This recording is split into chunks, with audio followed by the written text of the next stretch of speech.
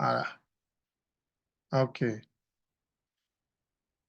OK. Donc, nous allons parler, c'est quoi en fait, vous avez déjà remarqué, investir dans le royaume.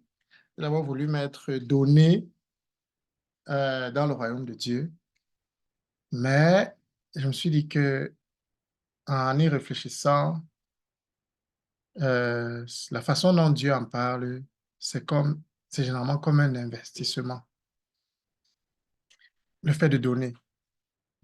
Et nous avons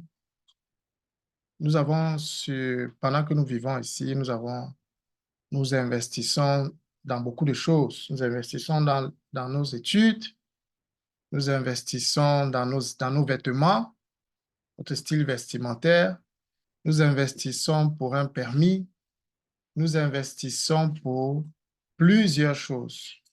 Et quelqu'un avait dit qu'il y a quatre façons de dépenser l'argent qui montrent la maturité de quelqu'un, dont les enfants, généralement, vont dépenser de l'argent. Pourquoi? Pour les choses qui ne durent pas. Tu donnes de l'argent à un enfant, 100 euros, 50 euros, 10 euros, 20 euros. À quoi est-ce qu'il va penser en premier, selon vous?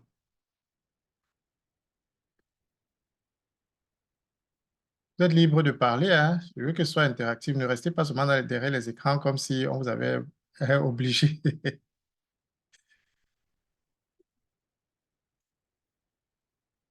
Bah, c'est plaisir. Comme quoi? Tu donnes ça à un enfant. Tu là, Tu donnes 10 euros, disons 10 euros. les bonbons, les glaces. Ah ah, les bonbons, les glaces. Quand tu donnes 10 euros à un enfant, ce qu'il va penser, c'est les sucreries. C'est les choses qui, généralement, finissent très vite. Maintenant, tu donnes 10 euros à un adolescent, il va penser à quoi?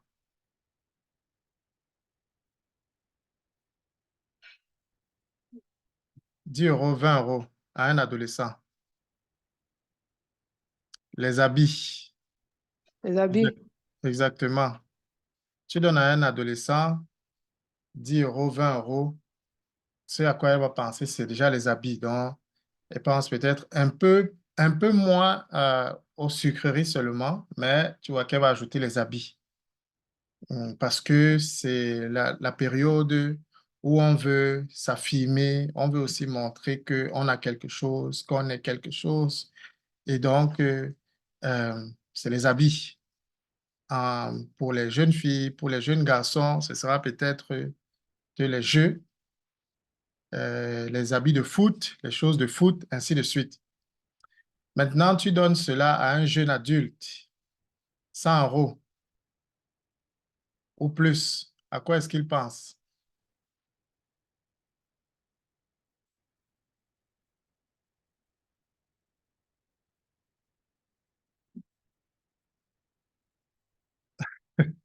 À quoi est-ce qu'il pense? Hmm? Prends Balladur. Tu n'es pas marié, tu es jeune. On te donne de l'argent. À quoi est-ce que tu penses? Bon, quand tu es pas marié, tu es jeune, on te donne l'argent, bah, tu penses, ça dépend, non? Il y a les adultes qui ont encore les passions pour les jeux vidéo. Moi, je pense à mon prochain jeu. À la prochaine. Marlise a dit à faire la fête. Exactement. Euh, les Air Force. Air Force, c'est quoi? C'est une Les coupe de tennis. chaussures. Les tennis de marque. Les tennis de marque. OK. Les chaussures de marque. Voilà, donc, on va voir, certaines personnes vont penser à la fête et tout et tout. Les plus sages vont penser à l'éducation. Vont penser à dépenser de l'argent pour acheter des livres, pour faire un permis de conduire, pour se faire quelque chose d'un peu plus durable. Donc, vous voyez que selon l'âge, et puis maintenant, quand tu donnes de l'argent à quelqu'un qui est plus expérimenté dans la vie, alors il pense à quoi? Il va commencer à penser plutôt à ce qui va construire une vie, ce qui peut durer. ce qui peut aller au-delà de sa vie actuelle. Donc, les enfants vont penser à ce qu'ils vont manger aujourd'hui et ça va finir. Donc, ce qui ne dure pas.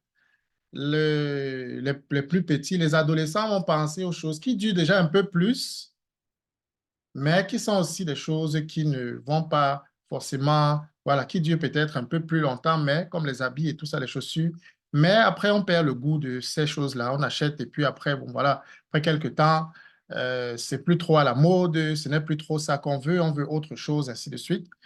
Les gens qui sont un peu plus avancés vont penser peut-être déjà, ils sont un peu plus sages aussi, ils pensent à investir un peu plus dans le futur, dans une éducation. Ils vont penser à leurs frais universitaires, ils vont penser, ils sont déjà un peu plus responsables, ils pensent à leurs frais universitaires, ils pensent à, à peut-être demain, ils vont se marier, peut-être qu'ils vont avoir des enfants, ils ont d'autres pensées. Et puis les gens qui ont des parents, qui sont déjà, eux, ils commencent à penser comment laisser un héritage. Qu'est-ce que je vais laisser quand je vais mourir? Qu'est-ce que mes enfants auront? Ils pensent au-delà de leur vie, pensent à plus que leur vie. Et quand on est encore plus sage, qu'on a reçu la sagesse de Dieu, on pense à l'éternité et on réfléchit, qu'est-ce que je vais laisser pour mon éternité? Comment est-ce que je vais investir pour mon éternité? Donc, quand on est plus jeune, on pense à dépenser. Plus on évolue, on pense à investir. Donc, mettre de l'argent quelque part où ça va rapporter quelque chose. Et plus on évolue encore en sagesse, en maturité, on réfléchit à comment mon argent va servir jusqu'à l'éternité. Comment je peux investir pour que après ma vie, tout ce que j'ai fait ait un sens, continue d'être une bénédiction, continue d'aider. Et au-delà, ce que j'arrive au ciel, ce que j'arrive devant le Seigneur, jusqu'à ce que j'arrive devant le Seigneur, et puis tout ce que j'ai eu à faire continue d'avoir un impact jusqu'au ciel. Et le Seigneur puisse me récompenser par rapport à ce que j'ai fait. Donc, selon notre maturité, on va voir que on va aussi, même quand on est chrétien, ça va influencer la façon dont nous gérons nos biens ici sur la terre, selon notre maturité, notre croissance. J'ai pris l'exemple de l'enfance physique pour montrer aussi, comme on dit dans la foi, on grandit aussi dans la foi, il y a différents stages. Il y a les enfants, les bébés qui ne pensent qu'à eux, moi, moi, moi. Il y a les gens qui sont un peu plus matures, qui commencent à penser à investir dans des choses un peu plus importantes. Il y en a qui sont encore plus matures, qui pensent à investir dans les choses plus durables encore. Et il y en a qui sont plus matures encore, qui pensent à investir beaucoup plus pour l'éternité, en temps, en énergie, en argent.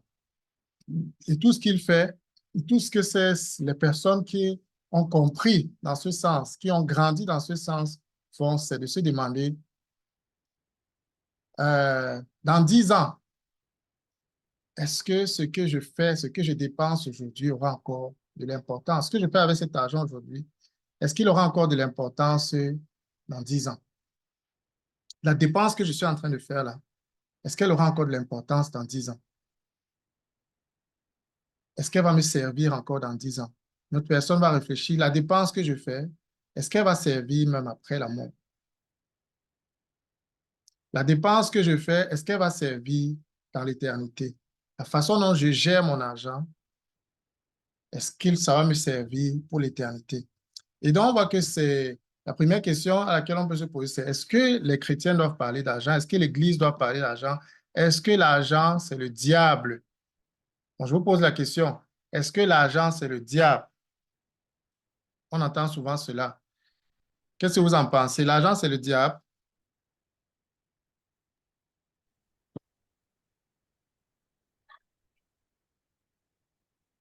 Hmm.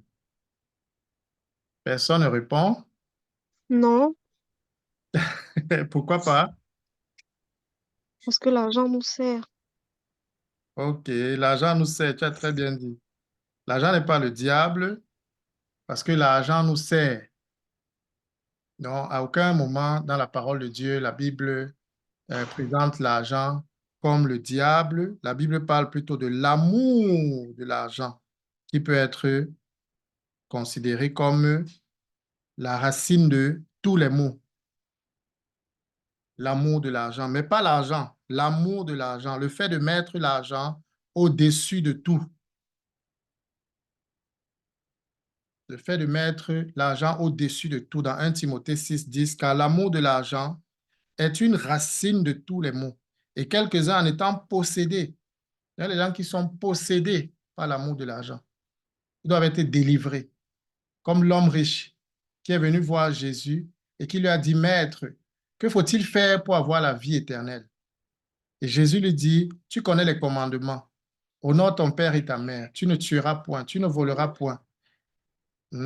Aime ton Dieu, aime l'Éternel ton Dieu de tout ton cœur, de toute ton âme et de toute ta force. Et il dit, tous ces commandements, je les ai gardés depuis ma naissance. Donc, j'ai gardé ces commandements depuis ma naissance. Et il dit alors, OK, maintenant va et vends tout ce que tu as et donne cela aux pauvres et viens et suis-moi. Et la Bible dit que l'homme riche s'est retourné et il n'a plus suivi Jésus. Et bizarrement, Jésus non plus ne l'a pas poursuivi. Mais cette histoire nous enseigne que là où est ton trésor, là est ton cœur, ce que Jésus aussi a dit. Et que l'amour de l'argent, Jésus a dit là-bas qu'il est plus difficile pour un riche d'entrer dans le royaume des cieux que pour un chameau d'entrer dans le trou d'une aiguille. Pourquoi? Parce que généralement, à cause de son argent, le riche préfère perdre le royaume. Le riche est prêt à faire des compromis. Le riche est prêt à laisser Dieu en deuxième position, troisième position à cause de l'argent. C'est ce genre de riches-là qui ne peuvent pas entrer dans le royaume. Parce que l'argent a cette puissance d'attaquer notre cœur, de prendre, de gagner notre cœur, de diriger notre vie. L'argent est un maître et un mauvais maître. Dieu appelle l'argent mammon.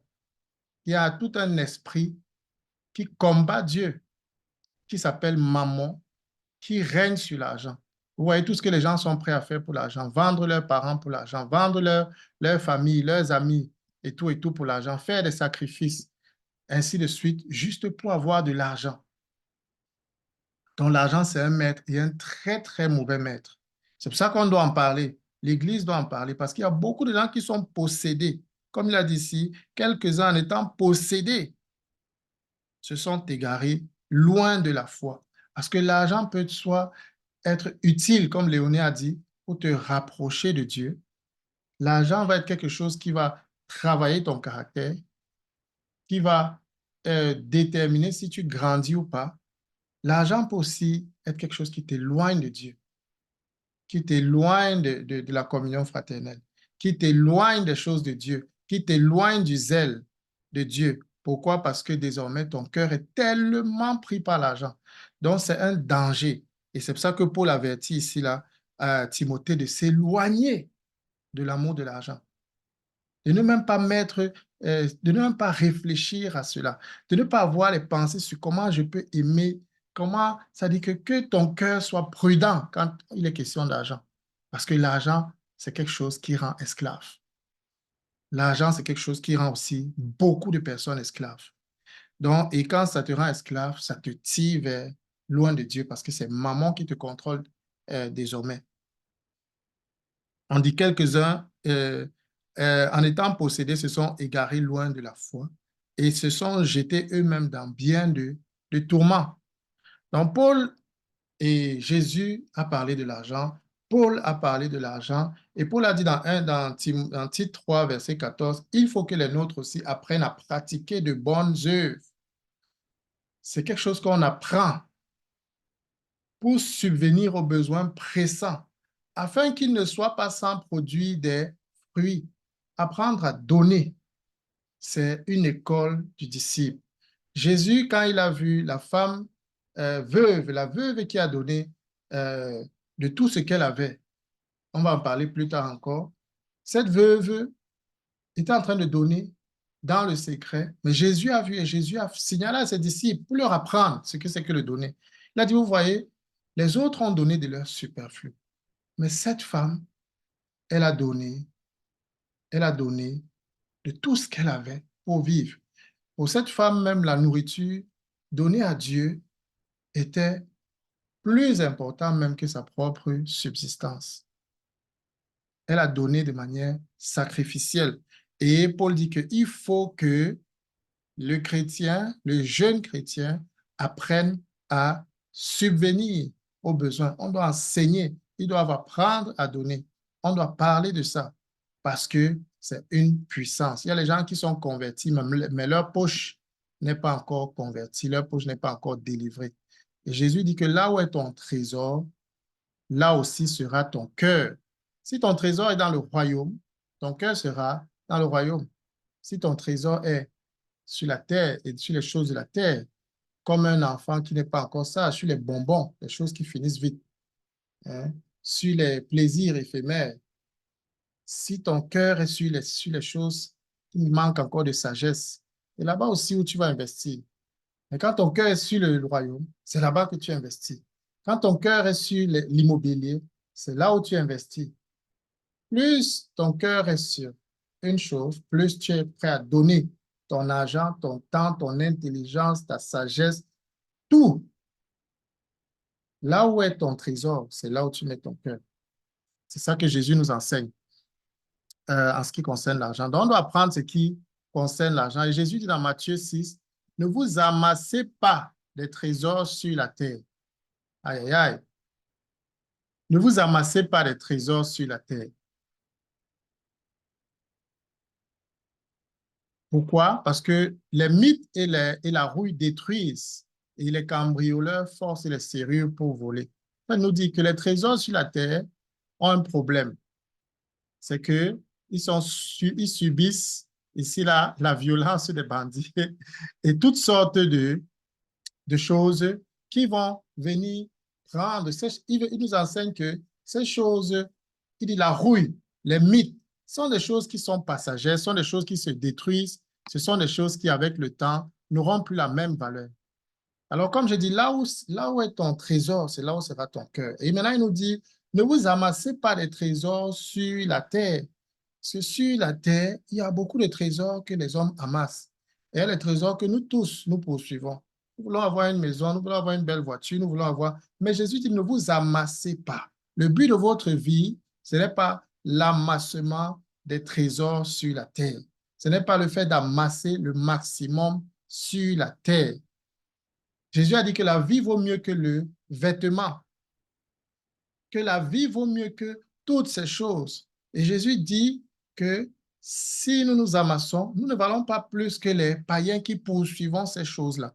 Donc, pour quelqu'un qui est chrétien, qui est censé avoir l'intelligence de Dieu, la sagesse de Dieu, il doit comprendre que le but de la vie n'est pas d'amasser les choses sur la terre, mais amassez-vous plutôt des trésors dans le ciel. Amassez-vous. Ne vous amassez pas, mais amassez-vous. Et de la même manière que tu investis en argent, en force, en énergie pour gagner davantage sur cette terre, Dieu te demande de ne pas, que ton investissement devrait être de la même manière, mais avec la pensée du royaume des cieux. Tu devrais être en train d'investir, de t'investir, de donner de l'énergie, de donner du temps, de donner de l'effort, mais en pensant au ciel, en pensant au jour où tu vas rencontrer Jésus. Parce que nous tous qui sommes enfants de Dieu, nous sommes des gestionnaires. Et un gestionnaire, c'est qui? C'est quelqu'un à qui on confie les biens afin qu'il les gère avec le fait que, sachant qu'il rendra compte. Et donc, nous tous, nous sommes des gestionnaires des biens de Dieu. Nous tous, personne d'entre nous n'est né avec ce qu'il a. Au fur et à mesure, Dieu, parce que nous sommes ses enfants, a commencé à nous bénir. Il a commencé à nous bénir. Et plus nous obéissions à ses principes, nous comprenions sa parole, plus nous appliquions, plus la bénédiction nous poursuivait. Donc, beaucoup de choses sont venues du fait de notre obéissance, du fait de notre façon de suivre le Seigneur, du fait de notre obéissance à Dieu. Et Dieu va continuer de nous faire évoluer dans ce sens. Si nous continuons de rester accrochés à lui, accrochés à ses principes, il va continuer de le faire. Mais la question est-ce que nous sommes conscients que tout ce que nous avons appartient à Dieu et qu'en fait, nous ne sommes que des gestionnaires et que donc, un jour, nous allons rendre compte de ce que nous avons reçu et de ce que nous avons fait. Et même notre argent, parfois tu vas aller travailler, tu te dis que c'est ton travail, mais c'est ta force, c'est ton effort, mais pourquoi est-ce que Dieu te demanderait des comptes sur quelque chose que toi tu fais avec ta force et ainsi de suite. Mais tu oublies les fois où tu pries parce que tu n'as pas de travail. Tu oublies les fois où tu pries pour que Dieu t'accorde la faveur, pour que tu trouves quelque chose. Tu oublies que l'énergie que tu as pour travailler, ça vient de Dieu. Tu oublies que c'est Dieu qui conduit tes pas, qui oriente tes pas. Tu oublies qu'il y a des faveurs que tu reçois parce que Dieu est dans ta vie. Il dit même qu'il fait pleuvoir sur le juste et sur le méchant. Ça veut dire qu'il y a une des bénédictions dont tu profites sans avoir prié. Le juste ni le méchant, personne ne prie. Mais il profite déjà des grâces de Dieu. La lumière, tu ne payes pas pour le soleil. Pourtant, tu payes pour l'électricité avec les hommes. Mais Dieu te donne son soleil gratuit, te donne sa pluie gratuite, te donne son air gratuitement. Et toutes ces choses dont tu as besoin pour être en forme, pour aller te battre dehors, pour aller la force physique, tout ce qu'il te donne, l'intelligence, la sagesse, les idées, les opportunités, tout ce que Dieu met sur ton chemin, tout ce qu'il te donne, toutes les prières qu'il exauce dans ce sens. Tout ça là, ça fait partie de la bénédiction qui permet que tu puisses amasser des choses. Maintenant, il te dit, est-ce que ce que tu fais, tu as la pensée du royaume? Ne vous amassez pas des trésors sur la terre où les mythes et la rouille détruisent. Ça veut dire que tout ce que nous amassons ici là, tôt ou tard, ça va être détruit. Ce que le Seigneur veut nous enseigner. Ça va être détruit. Ça va perdre sa valeur. Il n'y a rien sur la terre qui est éternel. Rien de ce que nous achetons. Nos maisons, nos voitures, tout cela, après moi, ça va vieillir. La rouille va atteindre. Les maisons vont vieillir. Les habits se fanent. Nous avons parlé des habits, de l'investissement qui dure, de l'investissement qui ne dure pas. Et les habits, c'est quelque chose que, voilà, tu achètes, un jour ça brille, tu es content de porter, et après un moment, bam, tu n'as plus, ça n'a plus ça n'a plus le même éclat. Donc, ne vous amassez pas des trésors sur la terre où les mythes et la rouille détruisent. Les mythes et la rouille détruisent. Et les cambrioleurs forcent les cellules pour les voler. Oui. Et Jésus dit que ce sont des choses que les païens recherchent. Si tu es païen, c'est très bien si tu recherches ces choses-là parce que tu ne fais que ce que tu es. Mais si tu es né de Dieu, tu es enfant de Dieu, tu as choisi de suivre Jésus, Jésus dit que ce n'est pas ta part là-bas. Tu es au-dessus de ces choses. Toi, tu es un enfant de Dieu, tu as la sagesse de Dieu et il te dit, ne te fatigue pas à être quelqu'un qui amasse sur la terre pour amasser. Jésus dit qu'il y a plus de bonheur à donner qu'à recevoir. Est-ce que nous croyons vraiment cela? Il y a plus de bonheur à donner qu'à recevoir. Quelqu'un a déjà expérimenté la joie de donner. Quand ça a aidé, Pardon? quand ça a servi, La joie de donner, quand ça a servi, quand ça aide véritablement, vous voyez quelle joie ça procure. Le royaume des cieux va toujours à contre-courant de ce que la terre propose. Il y a deux royaumes qui sont opposés. Le royaume des ténèbres, le royaume de la lumière, le royaume des cieux et le royaume de l'ennemi. Et sur la terre, ce qui règne ici, là, les principes qui règnent, c'est les principes du royaume des ténèbres.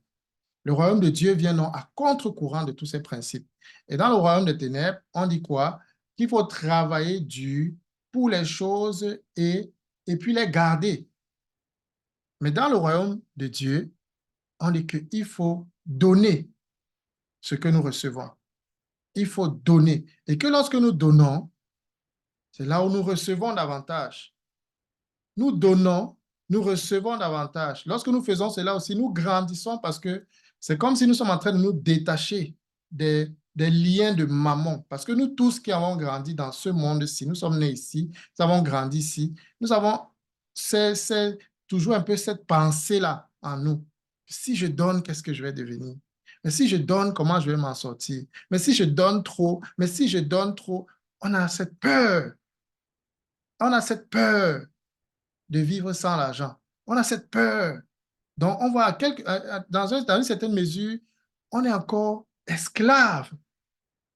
Parce qu'on a peur, parce qu'on on ne vit pas dans la confiance totale en Dieu, comme les oiseaux du ciel, mais on vit dans la peur. Et si je fais ça, mon argent va finir. Mon argent va finir. Si je donne, qu'est-ce qui va se passer? Mais dans le royaume des cieux, c'est ce qu'on doit apprendre. On doit être renouvelé dans ce sens-là. Dans le royaume des cieux, c'est en donnant qu'on s'enrichit. C'est en donnant que Dieu nous donne. C'est celui qui sème qui récolte. Imaginez alors que le sémeur, quand tu pars s'aimer, tu as juste quelques graines. Pour ceux qui sont déjà allés, qui ont déjà fait s'aimer un jour, vous n'avez que quelques graines dans la main. Et imaginez alors que le sémeur a peur de planter ses graines. Comment est-ce qu'il va récolter? Mais pourtant, c'est un principe spirituel. Dieu nous donne des graines, Dieu nous donne la sémence, Dieu nous donne quelque chose pour commencer. Et dans ce qu'il nous donne, il met une sémence, comme au jardin quand il a créé toutes choses. La Bible dit qu'il a créé chaque arbre avec chaque fruit avec sa sémence. Avec sa sémence, de telle en sorte qu'il puisse avoir reproduction. Donc, quand il créait un arbre, il n'a pas créé tous les arbres sur toute la terre. Il a créé juste un fruit, un arbre, et puis dans l'arbre, là, il met la sémence. Et il sait que les sémences là vont tomber. Si c'est un papayer, les sémences qui sont tombées vont produire d'autres papayers qui auront encore des sémences en elles et qui vont tomber et qui vont produire d'autres choses. Et c'est la même chose. Dieu nous donne de l'argent. Et dans notre argent, il y a la sémence. Il y a des gens qui mangent la sémence. Comme au pays, il y avait des gens qui mangeaient et qui mangeaient qui mangent la goyave avec toutes les graines à l'intérieur, qui mangent la papaye avec toutes les graines à l'intérieur, qui mangent les oranges avec toutes les graines à l'intérieur. Vous mangez tout avec tout ce que Dieu a donné qui est censé être la sémence. C'est comme ça que certaines personnes reçoivent leur argent, leur salaire, ils mangent tout, même avec les sémences que Dieu a données, qui sont censées être des sémences qu'elles vont s'aimer pour que cela reproduise davantage. Donc, vous voyez, il y a des mangeurs de sémences ici parmi nous. Les mangeurs de sémences. Mais ce n'est pas ce que Dieu veut. Dieu veut que dans ce qu'il te donne, que tu saches qu'il y a une partie qui est censée être réinvestie dans son royaume, s'aimer dans ces choses. Et Dieu dit que celui qui donne reçoit. Celui qui arrose sera arrosé. Donc, il y a du bonheur à donner. Il y a d'abord la joie que Dieu met dans le cœur de quelqu'un lorsqu'il donne. En plus de cela, Dieu nous dit qu'il y a un principe qu'il a établi, qui est le principe de la sémence et de la récolte. C'est pour ça que j'ai appelé ça investir dans le royaume. Parce que quand on parle de donner, les gens auront peur, ils ont l'impression de perdre. Ils ont l'impression qu'on veut les dépouiller. Ils ont l'impression qu'on veut les dépouiller. Pourquoi Dieu voudrait te dépouiller? Dieu est-il en manque? En réalité, tout ce que Dieu fait, c'est pour nous les hommes. Tout ce que Dieu fait, c'est pour nous les hommes. C'est pour que nous puissions entre nous nous bénir. Et c'est pour que nous puissions faire que les choses que nous-mêmes nous engagions puissent prospérer. Que l'œuvre qu'il veut faire sur la terre puisse prospérer. Et il veut utiliser les moyens qu'il nous donne. Sinon, tout appartient à Dieu. La terre appartient à Dieu. L'or et l'argent appartiennent à Dieu. C'est Dieu qui connaît, c'est Dieu qui a mis tous les trésors dans la terre. Il peut bien se passer de nous pour faire tout ce qu'il veut faire. Mais il veut le faire avec nous. Il a choisi que nous sommes ses enfants et qu'avec nous, il va faire ses œuvres sur la terre. Nous sommes ses gestionnaires. Il a choisi de nous confier cela. Et il fait confiance que nous pouvons gagner en sagesse et avoir de la sagesse pour réussir à gérer ça comme il le désire. Et de telle en sorte que non seulement ça fasse prospérer le royaume de Dieu, mais nous-mêmes, nous sommes en train d'être bénis, pas seulement du fait que nous sommes bénis, peut-être matériellement, mais nous sommes en train de grandir dans la sagesse et dans la connaissance de Dieu. Nous sommes en train de grandir dans la connaissance de Dieu. Parce que le but de Dieu, c'est que nous soyons comme Jésus, que nous n'ayons pas peur sur la terre, que nous allons manger quoi, nous allons boire quoi, nous allons nous habiller comment, nous allons habiter où, mais que notre confiance en Dieu soit totale et parfaite. Que Dieu peut demander à un oiseau de venir nous nourrir. Dieu peut Dieu peut faire sortir l'argent de la bouche d'un poisson. Dieu est le Dieu des miracles. Toute la terre lui appartient et rien ne peut lui manquer. Et si nous sommes, je crois que Dieu veut nous faire tellement lui faire confiance à ce niveau que nous sachions que rien ne peut lui manquer.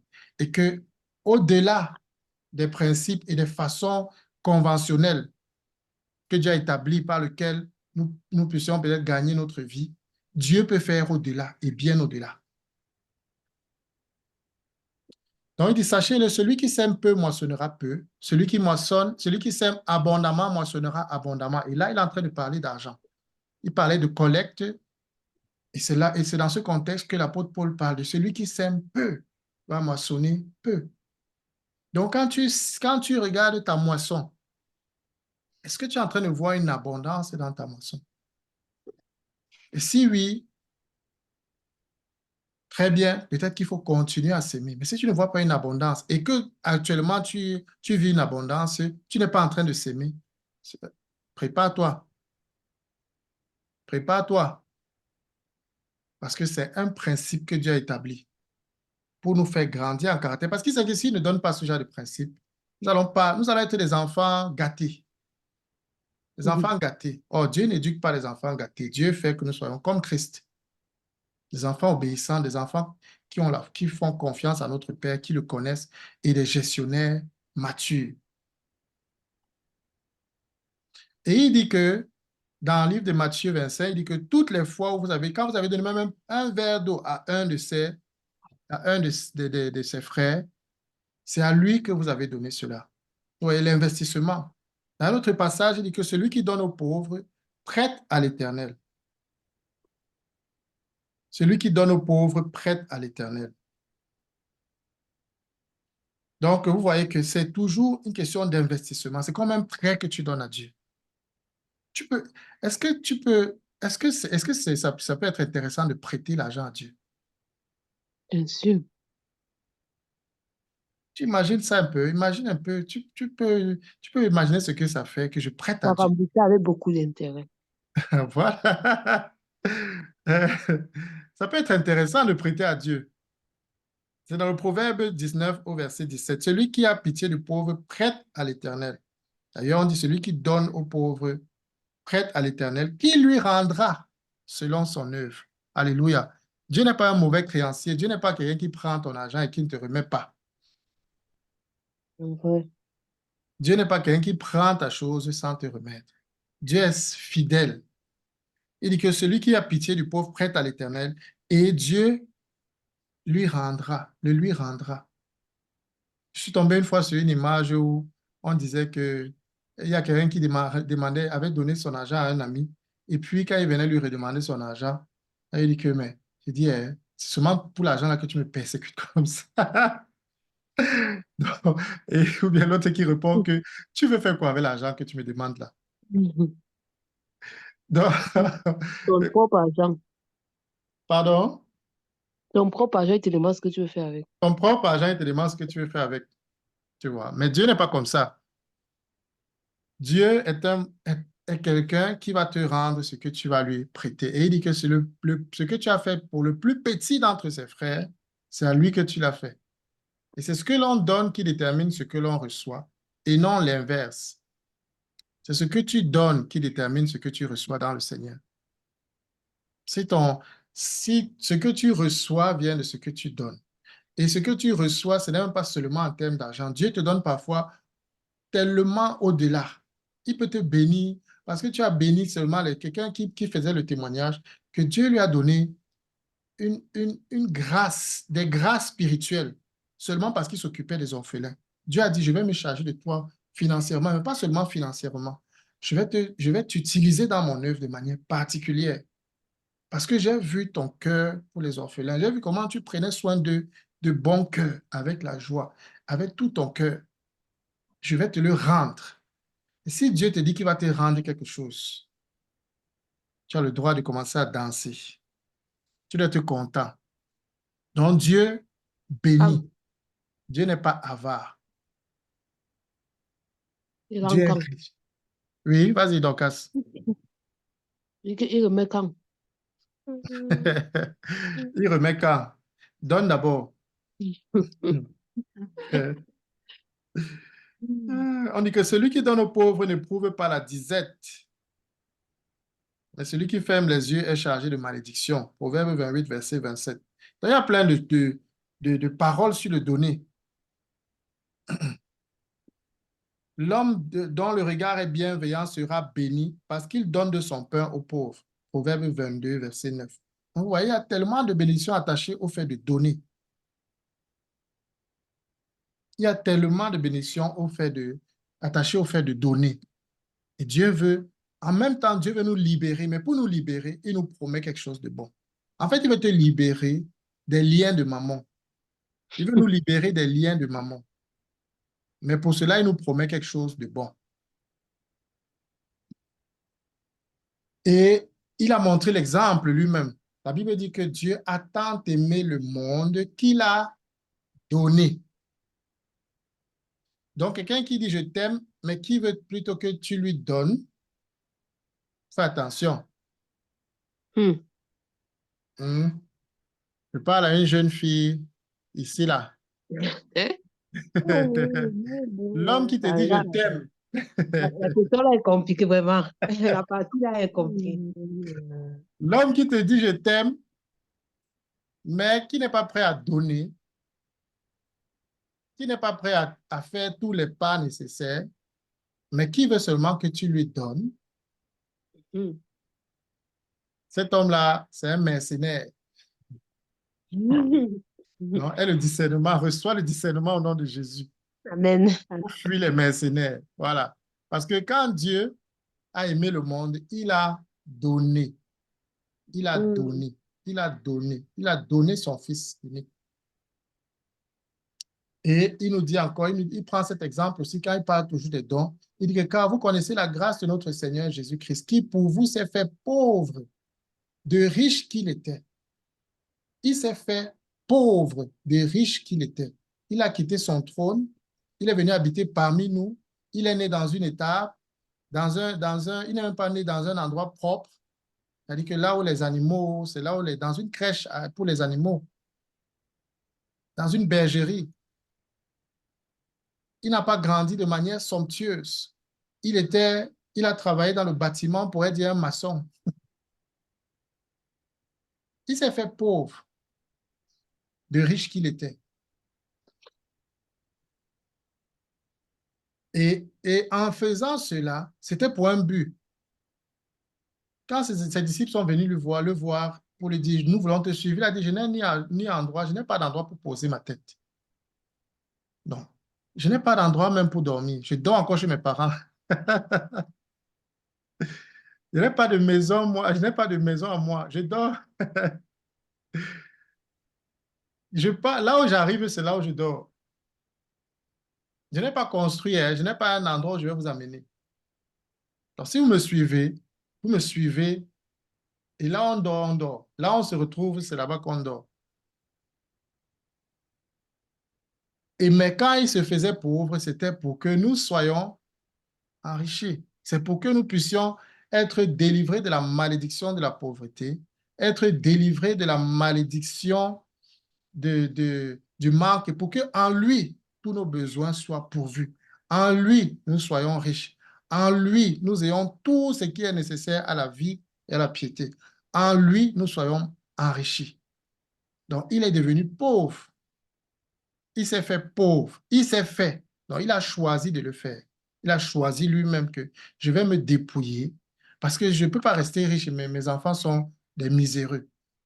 Donc, ce que je vais faire, je vais les récupérer de cet état de misère et de toute malédiction accrochée à eux. Je vais me faire pauvre. Comme ça, toute la malédiction là retombe sur moi. Mais avec ça, je pourrais maintenant les restaurer, les ramener à la dignité, leur redonner de l'espoir, leur montrer comment on travaille de ses mains pour gagner, les faire prospérer, les aider à s'aimer et à récolter. Et ils seront délivrés de tout ce qui les rendait esclaves du malin dans ce sens. Donc, Jésus s'est fait pauvre pour nous. Et cela, il ne s'est pas seulement fait pauvre pour que nous soyons enrichis, mais aussi pour nous montrer un exemple, pour que nous puissions suivre ses pas. Amen. Amen. Donc, quand il nous demande cela, ce n'est pas quelque chose que de nouveau. Ce n'est pas quelque chose que lui-même il n'a pas fait, mais c'est quelque chose qu'il a fait lui-même. C'est quelque chose qu'il a fait lui-même. Amen.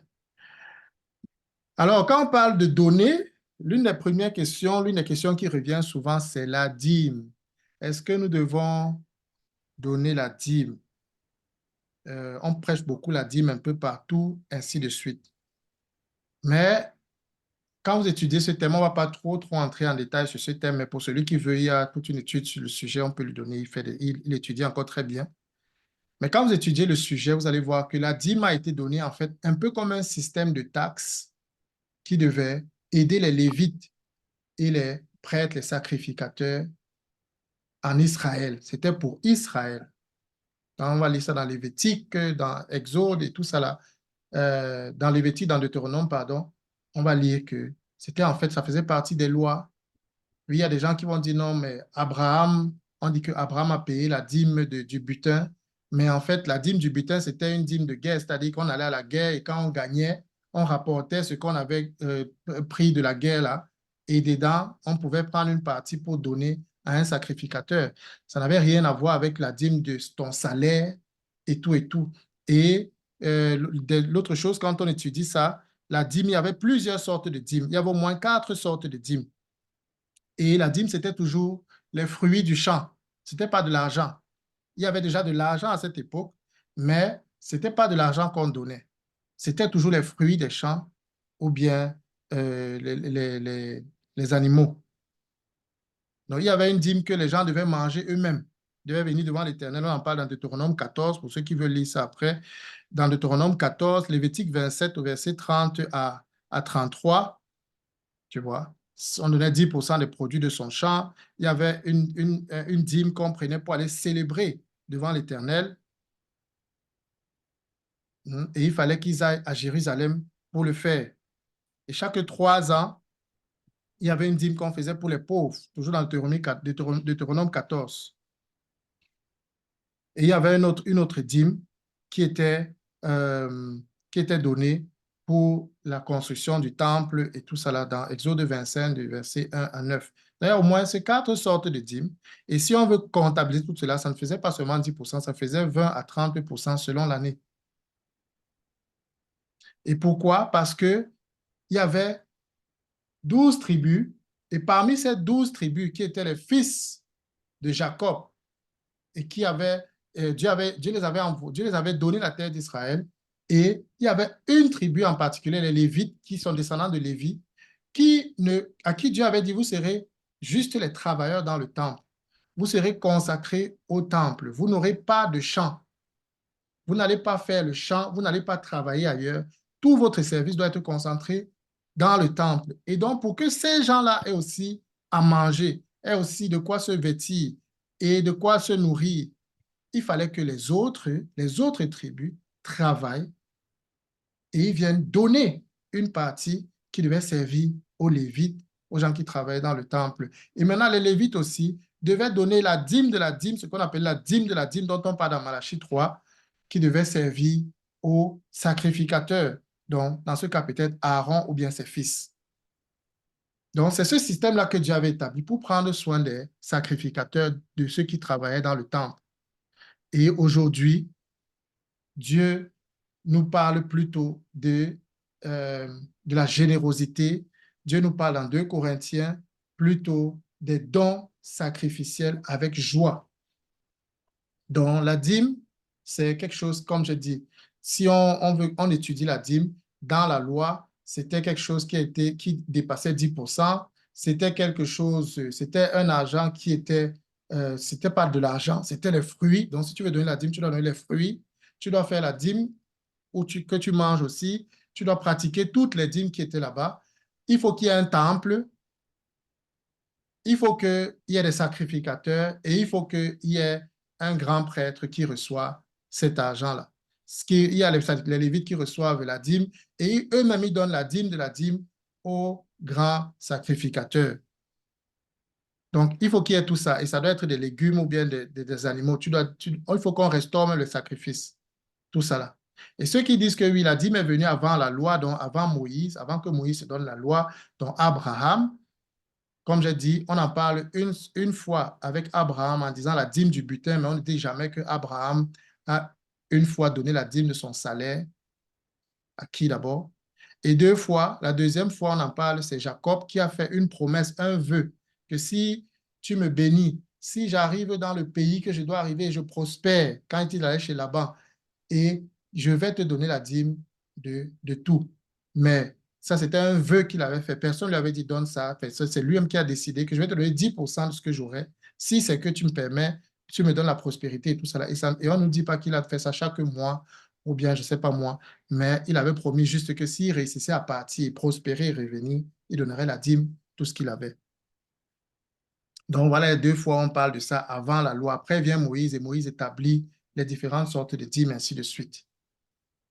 Et dans le Nouveau Testament, quand on va lire maintenant les Actes des Apôtres, parce que Jésus est venu pendant la loi, donc une partie des choses qu'il disait, c'était juste parce qu'il était dans la loi. Il vivait au moment où il y avait encore la loi, il y avait encore le temple, il y avait tout ça là. Mais il est venu pour accomplir la loi. Donc pour que tout ça en lui soit accompli, et il a accompli. Quand il est mort, il a dit, tout est accompli. Et nous sommes entrés dans une nouvelle alliance scellée par le sang de l'agneau. Et dans la nouvelle alliance, Dieu nous dit maintenant, ce sont plutôt notre générosité, ce sont nos libéralités.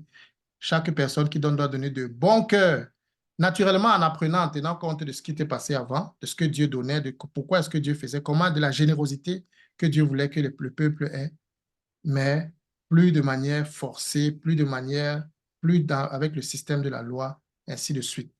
OK, je vais prendre la question d'Orcas. Oui, bon, ma question c'était, c'est vrai que tu es venu sur ça à la fin en fait, mais ma question c'était que est-ce que donc euh, il n'y avait pas vraiment un principe caché derrière parce que c'est vrai qu'Abraham n'a pas donné, c'était pas la loi comme les gens disent et tout, mais pourquoi toujours la dîme, pourquoi si Jacob, même s'il l'a fait une fois, pourquoi ils vont toujours revenir vraiment sur le chiffre, la dîme là en fait. Donc ma question que j'ai, c'est que est-ce que il y a vraiment pas quelque chose qui se cache derrière ça vraiment, ce principe-là? Est-ce qu'il n'y a pas des valeurs, des trucs vraiment qu'il faut tirer en dehors simplement du fait que on donnait, mais est-ce que ça n'apportait pas un plus quand même aussi au peuple de donner de cette façon-là et de déposer, parce que c'est une chose de dire que je mets une somme à part pour pouvoir aider les gens, faire ceci, mais c'est une autre chose de dire que j'ai gardé telle somme et je vais pas donner ça Mhm, pour servir. Donc, un peu dans ça, en fait, parce mhm, que c'est un peu ça ma question, en fait. Avait dit que c'est vrai, maintenant, on est dans la libéralité maintenant. Donc, tu vas dire que non, je mets peut-être 10% à côté et puis tu vas gérer comme tu peux donner ici, toujours aider à aider les gens. mhm. Mais est-ce qu'il n'y a pas vraiment quelque chose de différent dans le fait de dire que voilà, j'ai gardé telle somme, j'ai dit que je donne 10 et je donne ça pour investir, peut-être. Je ne sais pas si tu comprends un peu ma question. Est-ce qu'il Je n'y a pas comprends. S'il des n'y a pas un principes, principe caché oui, derrière sur le cela. fait, Oui. voilà, de devoir vraiment enlever un 10% ou bien un 15% ou bien je ne sais pas, peut-être qu'on est dans la nouvelle alliance, c'est peut-être plus, et vraiment se détacher de ça et donner et que ce soit en train de servir sans que tu n'aies à contrôler cette partie-là, dire que je donne ici, je Je donne dirais ici. que, oui, oui. Oui. Je dirais que si tu donnes comme Abraham, déjà, que ce soit Abraham, que ce soit Jacob, ils l'ont fait de manière libre, c'est-à-dire que c'est eux qui ont décidé.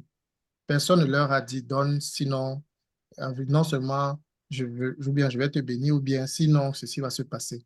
C'était des actes de reconnaissance. Et Mhm.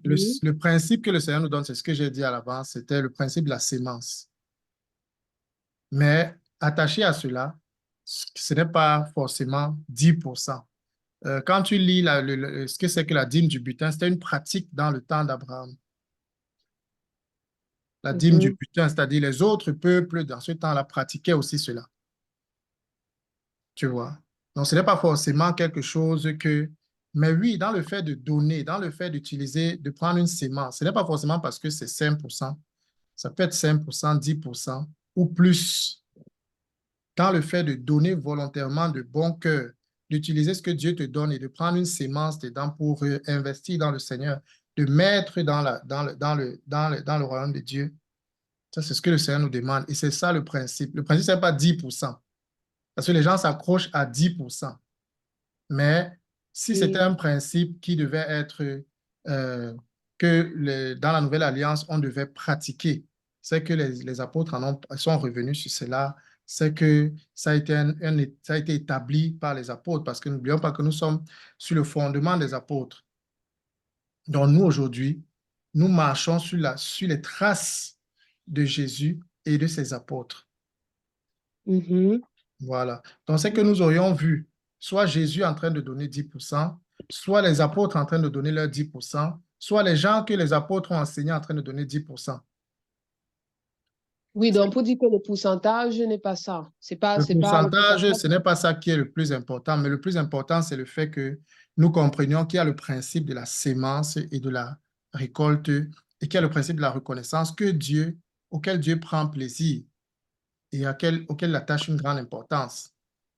Oui, bon, oui, mon autre question, c'est que il y a le principe de la sémence, il y a le principe de la reconnaissance, comme tu dis là, en fait. Mais quand tu as cité les différentes sortes de dîmes, par exemple, la dîme qu'on donnait aux Lévites, en fait, c'est vraiment, ça veut dire que on va donner aux gens, on va s'aimer, on va bénir les gens, on va faire ceci, on va donner peut-être en partie, mais le fait de devoir prendre et dire que, parce que ce que les gens font de nos jours, c'est qu'on va donner peut-être dans son église locale, en considérant le fait que peut-être le pasteur aussi, bref, donner dans l'église parce que peut-être le pasteur ne va peut-être travailler en plein temps pour le ministère et donc euh, il a besoin d'être soutenu dans ce sens-là. Donc les gens vont bon, dans les églises, ils vont dire 10%, ils vont caler sur le 10%. Mais ma question vraiment, c'est que est-ce que ça, ce n'est donc pas un principe sur lequel l'Église ou bien même les chrétiens de la Nouvelle Alliance devraient dire que, OK, si je suis dans une église principalement locale ou peut-être hormis le fait qu'il y a des activités qu'on fait à l'église ensemble, on investit pour les donner les dons partout, mais le fait que tu suis dans une église locale et que le pasteur peut-être ne travaille pas et il est en plein temps dans le ministère. Est-ce que ce n'est pas un principe non plus de dire que, OK, je dois mettre à part un pourcentage pour pouvoir donner ça pour que le pasteur aussi puisse continuer, tu vois, un peu, n'est pas, Oui, je sais oui, pas, tu vois un oui, peu, oui, maman. Ouais. oui, oui. Oui, je pense que c'est ça. Comment je vais dire? Est-ce que ce n'est pas un principe il faut établir? Bon, je pense qu'il y a des choses qui, déjà, on doit enseigner d'abord le don. C'est ce que le Seigneur nous montre, c'est ce qu'il a enseigné, de donner de tout cœur généreusement, de donner abondamment. Et maintenant, naturellement, si tu es dans une communauté et tout ça là, et que tu vois ces trucs-là, ces exemples-ci, ce qu'on voit là, peut nous servir pour nous-mêmes de nous dire que non, on va mettre cela. Il y a même des communautés qui exigent que si tu es membre chez eux, tu donnes la dîme. Si tu es membre là-bas, tu dois faire-le parce que tu ne pêches pas. Mais tu dois le faire avec la pensée que tu n'es pas lié par ça, tu n'es pas un esclave de ça. Tu dois le faire de bon cœur. Tu peux le faire parce que, bon, OK, la communauté le fait et ça aide vraiment. Alors, je participe, tu vois.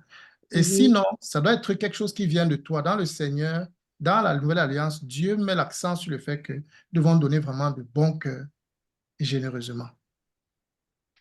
Vraiment, il n'insiste pas sur un principe, sur un montant, sur quelque chose en particulier. C'est vraiment le fait de le faire de bon cœur qui plaît à Dieu. Et c'est de le faire généreusement qui plaît à Dieu. Maintenant, on peut se baser, comme tu as dit, Dorcas, sur ce qu'on voyait déjà, que Dieu demandait 10% là-bas pour pouvoir subvenir aux besoins des Lévites. Alors, si je suis dans une assemblée, je suis avec des frères, on est en église et tout ça, et on voit qu'il y a des gens qui sont en train de faire comme ça. On peut s'accorder de le faire parce que c'est un principe qu'on tire, on apprend de là-bas que, voilà, si Dieu avait dit que 10% va permettre de vraiment pourvenir aux besoins, alors on peut mettre ça déjà de côté. Ça ne sera pas encore même ce qu'on donne, ce sera d'abord ce que nous avons choisi de faire pour soutenir. Et après, on ajoute maintenant ce qu'on veut donner. Et ça, c'est un exemple de quelqu'un qui le fait, avec qui que je connais des gens qui font comme ça. Il y a un que je connais en particulier qui fait ce qu'il a mis de côté, c'est 20%. 10%, il le donne pour subvenir aux besoins de l'Église. Et bon, l'Église chez eux, ce n'est pas aussi forcément les trucs qui sont conçus. C'est vraiment qu'ils font beaucoup de choses ensemble, ils construisent beaucoup de choses. Donc, ils mettent toujours 10% de côté pour ça. Et 10%, c'est pour les autres dons qu'il peut avoir à cœur. Donc, lui, il fonctionne comme ça. Et un groupement, une assemblée peut décider aussi, une communauté peut décider aussi de fonctionner comme ça là, ensemble, s'accorder de fonctionner comme ça là. Une personne en particulier peut prendre ce principe-là pour l'appliquer de bon cœur avec reconnaissance. Le plus important, je pense, ce n'est pas, c'est de le faire vraiment de bon cœur. Comme j'ai dit, comme Abraham, il a fait seul, personne ne lui a dit, donne ça. Il a eu ça à cœur, il a fait. Jacob, personne ne lui a dit donne, il a eu ça à cœur, il a fait. Mais de ne même pas s'arrêter là, ce que Dieu demande, ce n'est pas 10%. Ce que Dieu demande, et nous allons le voir dans la suite, c'est que c'est nos cœurs et tout ce qui va avec. Et dans la première église, qui nous montre comment la première fois que le Saint-Esprit descend sur les gens, le genre de générosité que Jésus veut, qui produit dans la vie des gens, c'était que les gens étaient prêts à vendre même les maisons. Pas seulement que je travaille et puis on me donne quelque chose et puis je sais sortir 10% dedans, mais que je cherche même l'autre moyen pour pouvoir, pour les besoins des autres. Je suis prêt à vendre ce que j'ai si je dois aider les autres. Je suis prêt à me sacrifier, à diminuer mon standard de vie, si c'est nécessaire, pour pouvoir subvenir aux besoins des autres. Ça, c'est le genre d'amour sacrificiel que Dieu me demande dans la Nouvelle Alliance. Et ça vient de notre cœur.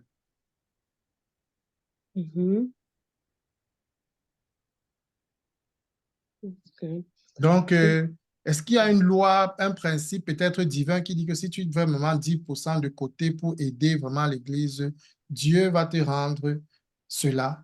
Oui et non. Oui, dans le sens que le principe, c'est plutôt s'aimer. Ça veut dire que tu as mis dans ton cœur que je vais donner 10% et Dieu considère ça comme ta part de sémence que tu as fait dans ton cœur avec lui pour lui donner. Et Dieu est content de cela et Dieu va te bénir pour cela. Mais est-ce que c'est parce que c'est forcément 10% là, la dîme là et tout que Dieu va te donner? Non. Moi, j'ai juste une question. Bonsoir à tous. Bonsoir. Est-ce que, en fait, vu que nous, on donne en fait à Dieu par rapport à ce qu'on a et par rapport en fait à ce qu'il fait de bien dans nos cœurs, est-ce que, en tant que chrétien, on peut donner, je peux dire, 5% en fait de ce qu'on gagne, mais du moment où on donne en fait avec le cœur ouvert à Dieu, est-ce que cela peut être considéré comme la dîme? Encore une fois, il n'est pas question de la dîme. Dieu ne nous demande pas dans la Nouvelle Alliance la dîme. Dans la Nouvelle Alliance, ce n'est écrit nulle part que Dieu veut la dîme. Les gens qui prêchent ça, généralement, ils vont toujours se baser sur les versets de l'Ancienne Alliance. Ils vont parler de Deutéronome, ils vont parler de Malachie, ainsi de suite. Et tout ça, là, c'est dans la Nouvelle et dans l'Ancienne Alliance. La seule fois où Dieu parle que Jésus parle de la dîme, il est toujours en train de parler de la dîme selon la loi. Donc, la dîme, c'est quelque chose qui a été établi dans la loi, comme j'ai dit, pour subvenir aux besoins des Lévites et des sacrificateurs qui, eux, n'avaient pas de terrain, n'avaient pas de champ, ne travaillaient pas, étaient 24 sur 24 en train de travailler aux choses du temple.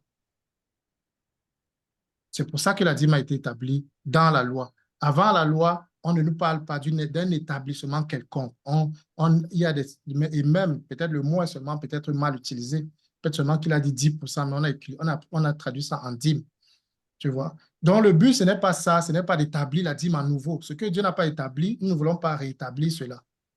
Nous voulons établir le principe qui est de la Genèse jusqu'à l'Apocalypse. C'est le principe de la sémence et de la récolte, et le principe de la reconnaissance, et le principe de donner de bon cœur et de donner abondamment. Et c'est pour ça que le Seigneur dit, celui qui donne beaucoup recevra beaucoup. Celui qui donne abondamment va recevoir abondamment. J'ai montré ce verset-là, c'est 2 Corinthiens 9, 6. Celui qui sème peu moissonnera peu. Celui qui sème abondamment moissonnera abondamment. Donc, si tu as à cœur de donner 5%, donne 5%.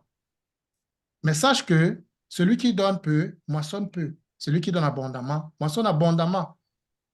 Mais il faut que ça vienne de toi, de ton cœur. C'est ce que Dieu veut. Selon la reconnaissance que tu as, selon qui il est pour toi, selon l'importance que son œuvre a pour toi, selon l'importance que son royaume a pour toi, donne. Et si tu donnes fidèlement, et tu pries même pour tes offrandes, tu pries même avant de donner, et tu pries pour que le Seigneur agrée même tes offrandes, certainement le Seigneur va continuer de t'apprendre à donner plus, à donner, à ne pas avoir peur, parce qu'en fait, c'est celui qui donne qui est béni. Et c'est selon que tu donnes que tu es béni aussi. Et ce n'est pas parce que tu as beaucoup que tu donnes beaucoup. Comme j'ai dit, la femme qui était la veuve, il y avait une veuve qui était en train de donner, la Bible dit qu'elle a donné de sa subsistance. Jésus a vu ça. Jésus n'a pas empêché qu'elle donne. Parce que Jésus sait qu'il va lui redonner. Jésus sait qu'elle ne va pas mourir de faim. Donc, Dieu nous encourage à lui faire confiance plus qu'à l'argent, plus qu'à ce que l'argent nous apporte comme sécurité. Parce que notre sécurité, quand nous naissons, quand nous grandissons dans ce monde, est trop mise sur l'argent. Alors que l'argent d'être un serviteur, pas un maître, ça ne doit pas être notre sécurité. Et donc, pour que Dieu nous détache de l'argent et de ce genre de sécurité-là, il va nous demander de donner. Il va nous demander de donner abondamment. Il va nous demander de donner parce que ce n'est que comme ça que nous pouvons expérimenter que Dieu pourvoit pour moi différemment. Et je ne suis pas mort du fait d'avoir donné. Et Dieu a ouvert une autre porte. Donc Dieu nous encourage plutôt à la foi quand nous donnons, à lui faire confiance et à donner de bon cœur. Donc j'espère que ça répond à ta question, Kelly. Oui, ça répond à ma question. Merci beaucoup. OK. Mm. Donc, Ok. peut-être J'ai d'autres bien choses, on va compris. encore, peut-être en avançant aussi, d'autres questions seront encore, on aura encore la réponse à d'autres questions. Où est-ce que Dieu nous demande à qui est-ce que Dieu nous demande de donner? Dieu nous demande de donner, Dieu nous demande de prendre soin de nos propres besoins. L'argent qu'il nous donne, c'est pour prendre soin de nous-mêmes, de nos propres besoins. Et aussi, maintenant, pour pouvoir prendre soin des autres, être en bénédiction aux autres. Dieu nous demande de prendre soin de notre famille. Dans 1 Timothée 5, 8, la Bible dit que celui qui néglige sa famille est pire qu'un infidèle. Celui qui ne prend pas soin des besoins de sa propre maison est pire qu'un infidèle. Et ailleurs, Paul dit que si quelqu'un a une veuve dans sa maison, c'était des veuves chrétiennes parce que l'Église prenait soin des veuves qui n'avaient plus de mari, qui ne pouvaient plus travailler pour elles-mêmes. Donc, et il dit maintenant, si quelqu'un n'a pas soin de sa propre maison, non, si quelqu'un a des veuves dans l'église, on dit, occupe-toi d'abord d'elle. Au lieu de dire que je vais venir, non, prends soin en particulier de cette veuve-là, qui est chrétienne, qui ne peut plus travailler, qui ne peut plus s'en sortir elle-même. Prends soin d'elle parce qu'elle n'a personne. Prends soin d'elle. Donc, celui qui néglige sa famille, c'est ses enfants, c'est son père, sa mère, et tout, en disant non, ce que je vais faire là, c'est une offrande à Dieu. Dieu n'agrée pas cela. Notre première influence, ça doit être nous. Nos enfants doivent manger. On ne peut pas négliger nos parents qui nous ont mis sur la terre, qui ont pris soin de nous, ainsi de suite. À moins que Dieu te parle de manière spécifique. Ça, c'est un don qui te demande de faire de manière sacrificielle spécifique. Sinon, le principe qu'il nous a donné, c'est prendre soin de nos familles. Aider les pauvres. Dieu a toujours insisté sur le fait d'aider les pauvres. Ça, c'est le royaume des cieux. C'est un royaume qui accueille les pauvres et qui a une bonne nouvelle pour les pauvres. Ça veut dire que quand quelqu'un devient chrétien, même les pauvres dans sa famille doivent sentir que il y a Dieu ici. Parce qu'il se préoccupe, il ne ferme pas les yeux à la pauvreté autour de lui. Tu vois? Et une église, quand on fonctionne en tant qu'église, une communauté, ça doit être un de leurs soucis de prendre soin des pauvres. Paul a toujours dit que j'ai pris soin de ne pas oublier les pauvres. C'est quelque chose qu'il faisait vraiment attention parce qu'ils savent que ça, c'est le cœur de Dieu. L'évangile, c'est une bonne nouvelle pour les pauvres. C'est une bonne nouvelle. Il y a des gens qui utilisent les pauvres. Il y a des gens qui utilisent la misère des autres. Mais Dieu nous demande d'être de ceux-là qui font de bon cœur pour le royaume des cieux, pour manifester que même s'ils sont pauvres, même dans leurs conditions, Dieu pense à eux. Dieu ne les a pas oubliés. Ils sont toujours des gens importants pour Dieu. Ils sont toujours des créatures que Dieu aime. Et Dieu veut toujours les sauver. Donc, c'est à nous de ne pas fermer les yeux, selon que nous pouvons. La Bible dit dans Éphésiens 4:28 que le voleur cesse de voler, qu'il se détourne plutôt, qu'il se donne plutôt la peine de travailler honnêtement de ses mains pour qu'il ait de quoi donner à ceux qui sont dans le besoin. Donc, qu'il ait toujours de quoi donner, qu'il travaille même si ton travail ne suffit pas. Tu l'as dit, Seigneur, regarde, j'arrive à peine à m'en sortir avec les charges de la maison. J'ai besoin d'avoir plus pour donner. Ça, c'est une prière que tu peux faire à Dieu parce que ça fait partie de son désir pour toi. Et avec ce que tu as, tu commences à donner. Tu dis que je peux donner ici, là, mais je vais donner plus, Seigneur. Je vais être... Et si vraiment il voit ton cœur sincère et tu es sérieuse, Dieu va te bénir. Pourquoi pas? C'est ce qu'il veut. Donc,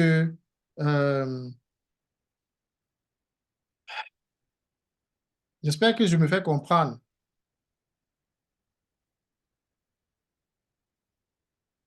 Tu es toujours là? Mhm. OK. Donc, dans Galates 2 aussi, Paul parle aussi. Il dit, Galates 2, au verset 9, ayant reconnu la grâce qui m'avait été accordée, Jacques, Céphas et Jean, qui sont regardés comme des colonnes, me donnèrent à moi et à Barnabas la main d'association, afin que nous allassions, nous, vers les païens et eux vers les circoncis. Ils recommandèrent seulement de nous souvenir des pauvres, ce que j'ai bien eu soin de faire. Ce que j'ai bien eu soin de faire. Donc, Paul ne s'amusait pas et il veillait vraiment à cela.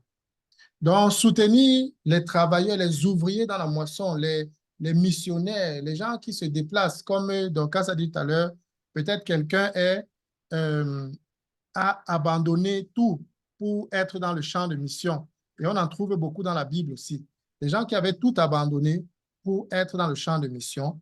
Et Dieu dit de pourvoir aux besoins de ces gens-là, de ne pas les laisser, de prendre soin d'eux, parce qu'en faisant cela, nous participons à leur œuvre. Donc, quand nous sommes en train de soutenir un ouvrier dans la moisson, nous sommes en train de participer nous-mêmes à leur œuvre. Il dit dans 3 Jean 5, verset 8, « Bien-aimé, tu agis fidèlement dans ce que tu fais pour les frères, et même pour des frères étrangers, lesquels ont rendu témoignage de ta charité en présence de l'Église.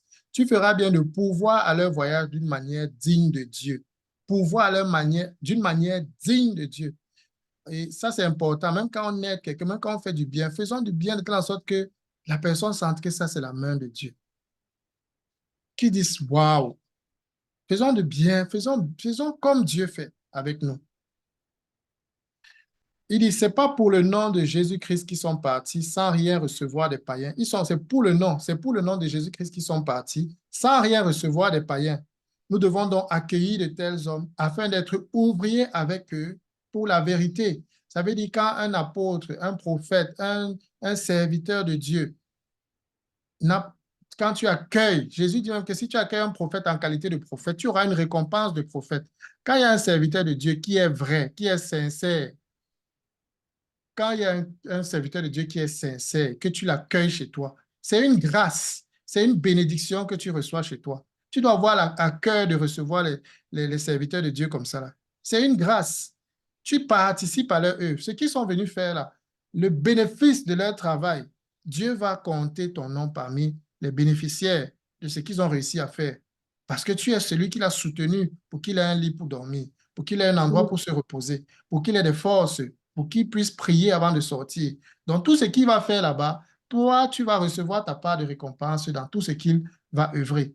Donc, c'est une grâce, c'est une bénédiction d'être hospitalier et d'accueillir les frères et d'accueillir les serviteurs de Dieu parce que Dieu promet une récompense même pour cela. Nous devenons participants à leur œuvre. Et puis, Dieu nous demande de soutenir, comme Dorcas a aussi dit peut-être, ceux qui nous enseignent dans le Seigneur, parce que c'est un principe biblique. C'est un principe biblique.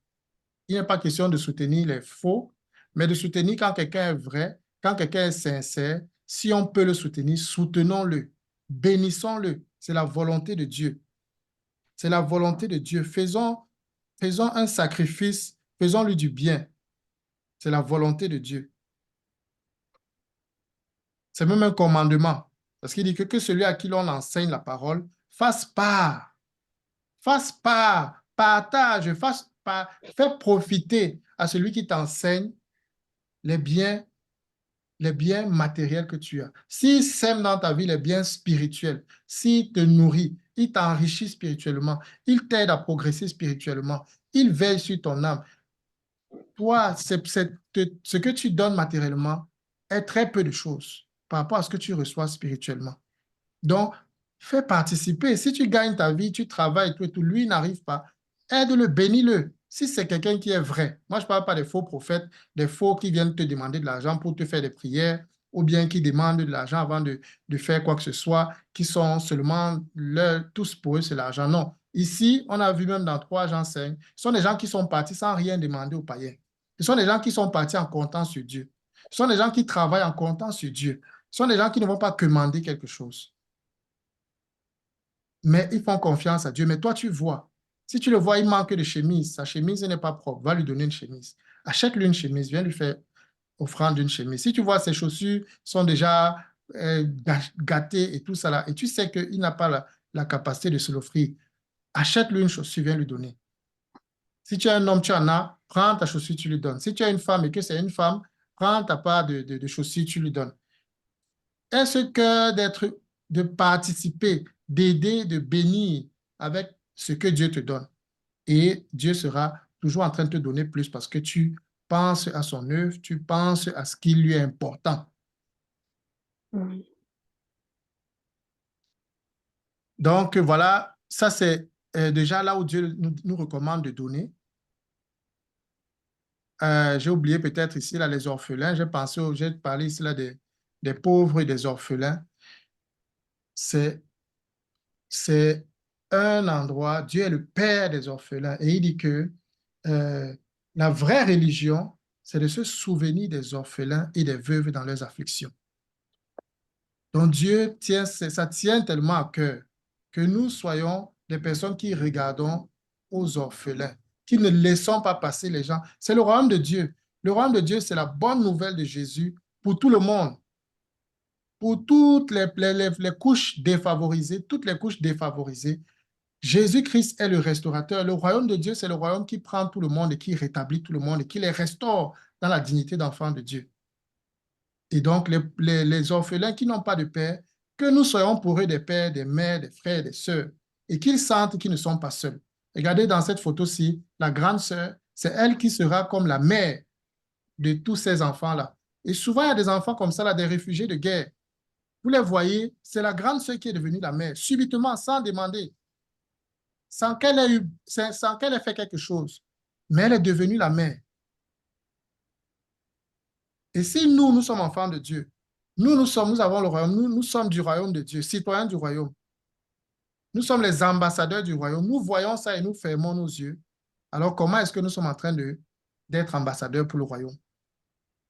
Quel message est-ce que le royaume leur apporte? Quelle est la bonté, quelle est la bonne nouvelle que le royaume leur apporte?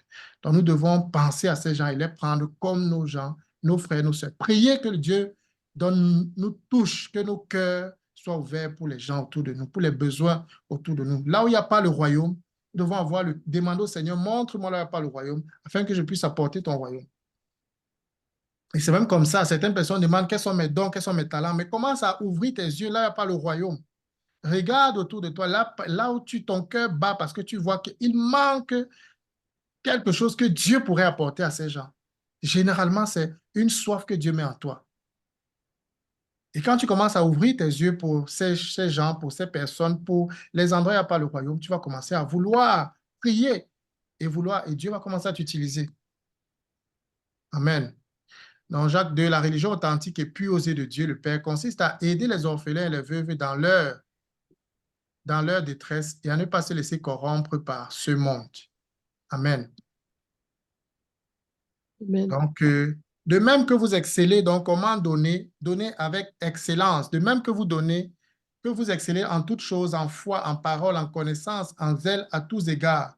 Et dans votre amour pour nous, faites en sorte d'exceller aussi dans cette œuvre de bienfaisance. Car vous connaissez la grâce de notre Seigneur Jésus, qui pour vous s'est fait pauvre, de riche qu'il était, afin que par sa pauvreté vous fussiez enrichis. Donc, excellez dans les dons. On n'excelle pas seulement dans... Soyez zélés dans le don. Soyez comme la femme qui a tout donné. Soyez zélés, soyez comme ceux-là qui étaient prêts à vendre leur maison. Soyons, je me prêche à moi-même, soyons comme ceux-là qui étaient prêts. Soyons zélés. Et c'est ça que j'ai mis à la suite ici, là. Se donner d'abord à Dieu. La Bible parle dans 2 Corinthiens 8, on parle des Macédoniens qui étaient des gens qui étaient pauvres, mais qui ont supplié pratiquement Paul pour donner à Dieu. Ils ont supplié pour participer à la collecte parce qu'il y avait les frères de Jérusalem qui passaient par une grande famine. Et les frères ont supplié, les Macédoniens ont supplié de participer à ces collectes. On dit, nous n'avons pas assez, mais nous voulons participer, nous voulons être de ceux qui vont bénir les frères. Et vous croyez que ce genre d'actes-là, Dieu ne va pas les récompenser? C'est ça qu'on lit dans 2 Corinthiens 8. Il dit, nous vous faisons connaître, frères, la grâce de Dieu qui s'est manifestée dans les églises de la Macédonie. Au milieu de beaucoup de tribulations, la Macédoine, au milieu de beaucoup de tribulations qui les ont éprouvées, leur joie débordante et leur pauvreté profonde. Pauvreté profonde. Est-ce que toi, tu as déjà connu la pauvreté profonde? Leur pauvreté profonde ont produit avec abondance de riches libéralités de leur part. Ils ont, je l'atteste, donné volontairement, selon leurs moyens, et même au-delà de leurs moyens. Volontairement, comme on a dit tout à l'heure, le don qui plaît à Dieu, c'est un don volontaire, selon leurs moyens, et même au-delà de leurs moyens, nous demandant avec de grandes instances la grâce de prendre part à l'assistance destinée aux saints. Et qu'ils ont supplié, qu'ils voulaient. Certainement, les autres disaient, mais vous êtes plutôt très pauvres. Mais non, ils ont dit, nous voulons participer à aider nos frères qui sont là-bas. Et non seulement ils ont contribué comme nous l'espérions, mais ils se sont d'abord donnés eux-mêmes au Seigneur, puis à nous, par la volonté de Dieu. Donc, se donner à Dieu, ça veut dire que Dieu n'est pas en train de courir après notre argent. Ce que Dieu veut, c'est nos cœurs. Et si tu donnes ton argent, tu ne donnes pas ton cœur, ça ne sert à rien. Un bandit qui donne son argent à Dieu, Dieu ne prend pas plaisir à toutes les offrandes. Donc, les gens qui vont faire, si tu peux faire le faux, et puis tu viens donner à Dieu. Dieu ne prend pas plaisir. Dieu n'a pas pris plaisir à l'offrande de Caïn parce qu'il n'a pas donné le meilleur. Et pour donner le meilleur à Dieu, il faut d'abord toi-même te donner à Dieu. Si tu n'es pas encore enfant de Dieu, donne-toi à Dieu parce que Dieu prend plaisir aux gens qui se donnent à lui. Il dit, Seigneur, je veux te suivre. Et parce que tu as tellement fait pour moi, parce que tu es mort pour moi à la croix, il n'y a pas de plus grand sacrifice, de plus grand don. Je veux te donner, je veux que tout ce qui m'appartienne, t'appartienne. Je veux que dans tout ce que j'ai, ça te serve. Et dans tout ce que je reçois, que tu aies une part. Je veux te donner, Seigneur. Je vais être reconnaissant avec ce que j'ai. Mais se donner à soi-même, se donner soi-même à Dieu, c'est la première chose. La deuxième chose, donner avec joie, comme nous avons lu dans 2 Corinthiens 9, que chacun donne comme il a résolu dans son cœur, sans tristesse, ni contrainte, sans tristesse. Il ne faut pas être triste en donnant. Il ne faut pas être triste. Il faut avoir la foi, il faut être content. Donne avec joie. Même si c'est dur, dis-toi, je ne vais pas donner au Seigneur quelque chose qui ne me coûte pas. C'est ce que David disait. Je ne veux pas donner comme si on m'amenait à l'abattoir. Je donne avec foi. C'est dur, mais je donne. J'ai choisi de donner, je vais donner. Avec constance, Paul demandait aux Corinthiens de mettre de côté une part pour que chaque fois qu'ils se rencontreraient, ils puissent donner ces offrandes-là. Et avec abondance, comme nous avons dit, Dieu veut que nous sémions avec abondance et Dieu récompense celui qui donne avec abondance. Donc, celui qui sème beaucoup récoltera beaucoup, celui qui sème peu moissonnera aussi peu. C'est un peu comme ça. Et dans l'Église, donc, ça peut ressembler à quoi? Pour nous, si nous sommes en fonctionnant en tant que communauté, c'est de voir peut-être quels sont les besoins qui sont pas au milieu de nous. D'abord, pour chaque personne, on peut réduire les cercles, c'est-à-dire quel est le besoin dans ma famille, quels sont les besoins dans ma famille, je dois prendre soin. Et ensuite, je mets de côté une part pour donner à l'Église. Comme j'ai dit, ce frère-là, lui, par exemple, il met 10% de côté et 10% pour les dons autres. Donc, 10%, c'est pour donner dans l'Église pour que les choses de l'Église fonctionnent, prospèrent, avancent. Et les autres 10% parce qu'il sait qu'il peut avoir d'autres personnes qui aient des besoins autour. Et le fait de planifier te permet de ne pas avoir peur quand tu donnes. Quand ce n'est pas planifié, tu as peur toujours, tu as l'impression que tu as trop donné, on te demande déjà trop bien. Non, mais quand tu sais que tu as mis de côté, tu sais que voici ce que j'ai prévu de donner. Et tu peux planifier avec le reste que tu as. Comme Dieu demandait aux Israélites de donner 10% et ils pouvaient vivre avec 90% et Dieu promettait de les bénir. Et personne d'entre eux ne pourra dire qu'il a donné et puis il est devenu pauvre parce qu'il a donné à Dieu. Hein? Donc, s'il y a quelqu'un parmi nous qui est dans le besoin, normalement, si nous fonctionnons bien, on doit regarder les besoins d'abord au milieu de nous. Comme on a dit, prendre soin d'abord de la famille, l'intérieur d'abord. Et avant de regarder maintenant même à l'extérieur, dans le sens, il y a un besoin autour de nous. Mais avant de pouvoir besoin autour de nous, on doit pouvoir besoin entre nous. Il ne faut pas qu'il y ait un indigent parmi nous. Ça, c'est le principe de Dieu, c'est ce que Dieu veut pour nous. Que nous tous, quand nous sommes en Église, que nous fonctionnons, que nous faisons de telle sorte qu'il n'y ait pas des gens qui soient dans le manque parmi nous, qui n'arrivent pas à manger, à boire, se vêtir, alors qu'il y a des gens qui ont beaucoup plus. Non. La volonté de Dieu, c'est que nous prenions soin les uns des autres.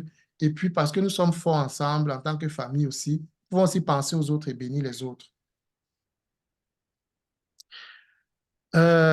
Donc, après, on peut regarder à l'extérieur, local, autour de nous, ainsi de suite. Et ensuite, on peut regarder peut-être une autre organisation. Par exemple, nous pouvons regarder parmi nous. Ensuite, nous pouvons regarder l'orphelinat. Si on regarde, on regarde l'orphelinat à qui on donne un orphelinat au Cameroun, l'orphelinat Nouvelle Destinée, à qui nous donnons en tant que communauté. Et puis, peut-être, on peut encore regarder s'il y a une organisation, un missionnaire, une organisation missionnaire, une œuvre que nous voyons qui porte des fruits, qui sont vraiment, qui fait partie du royaume. Et nous pouvons donner là-bas. Ou alors, nous avons un projet de construire une école, de construire un hôpital, de prendre ceci. Et nous pouvons aussi mettre de l'argent dans ces choses-là. Donc, mais ça commence de l'intérieur vers l'extérieur. Que ce soit au plan personnel, l'intérieur vers l'extérieur, que ce soit en tant qu'Église, l'intérieur vers l'extérieur. Et les serviteurs de Dieu, comme nous avons dit, quelqu'un a parlé des serviteurs de Dieu. Et effectivement, les serviteurs de Dieu ont besoin de soutien, d'aide, et il faut qu'on pense à eux, comme nous avons lu là-bas. De l'autre côté, ce que l'exemple que Paul nous montre, il dit, je vous ai montré de toute manière que c'est en travaillant ainsi qu'il faut soutenir les faibles. Paul a travaillé. Donc, nous devons avoir la mentalité de travailler pour pouvoir nos besoins d'abord. Nous ne devons pas être des commandeurs quand nous servons dans l'œuvre de Dieu. Nous devons être des gens qui sont prêts plutôt à travailler pour les autres. Il dit, je vous ai montré de toute manière que c'est en travaillant ainsi qu'il faut soutenir les faibles et se rappeler des paroles du Seigneur qui a dit lui-même, il y a plus de bonheur à donner qu'à recevoir. Pourquoi? Parce qu'il y a l'exemplarité. Nous pouvons montrer aux gens ce que nous disons, que lui-même, il a travaillé pour montrer aux gens que c'est comme ça que le Seigneur nous a dit, il y a plus de bonheur à donner qu'à recevoir. Et Paul travaillait même pour donner à ses collaborateurs. Donc, nous devons travailler, si nous pensons être serviteurs, nous devons servir Dieu, travailler pour servir, travailler pour servir, travailler pour servir. Quand Paul pouvait, il travaillait, il faisait des tentes et il utilisait cet argent pour lui-même prendre soin de ses besoins, des besoins de ses collaborateurs qui pouvaient être autour de lui, des pauvres qu'il pouvait voir.